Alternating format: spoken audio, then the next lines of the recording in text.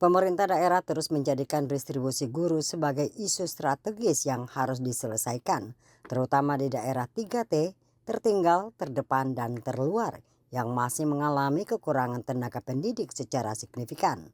Berdasarkan data Dinas Pendidikan dan Kebudayaan Maluku, sejumlah sekolah di wilayah terpencil masih kekurangan guru. Sementara di wilayah perkotaan justru terjadi kelebihan tenaga guru.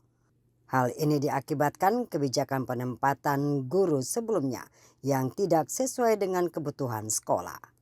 Penegasan itu disampaikan Kepala Bidang Pembinaan Ketenagaan Dinas Pendidikan dan Kebudayaan Maluku, Jefix Berhitu, Kamis siang di Ambon. Dikatakan pemerintah daerah kini berupaya melakukan penataan dan redistribusi guru agar lebih merata dan sesuai kebutuhan. Kalau kita mau lihat, kalau kita bandingkan dengan provinsi lain ya, jumlah penduduknya begitu besar, sekolahnya juga tidak terlalu banyak. Kita Provinsi Maluku sekolahnya banyak, jumlah penduduknya sedikit. Tapi karena kita punya kondisi geografis, sehingga kita harus menghadirkan kehadiran negara di bidang pendidikan, sehingga sekolah-sekolah itu perlu ada di daerah terpencil yang memang siswanya sedikit dan guru juga masih sedikit. Ini jadi persoalan.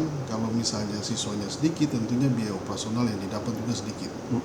Sehingga kita sebagai pemerintah untuk intervensi lewat pengadaan guru ataupun redistribusi guru itu penting, karena sekolah mengadakan dengan honor itu juga terbatas dengan biaya yang ada. Seperti itu.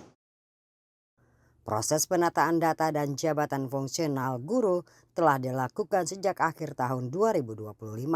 Selain itu, kata Berhitu, Gubernur juga telah mengeluarkan kebijakan untuk memperketat monitoring terhadap ASN agar guru yang sudah ditempatkan tetap melaksanakan tugasnya.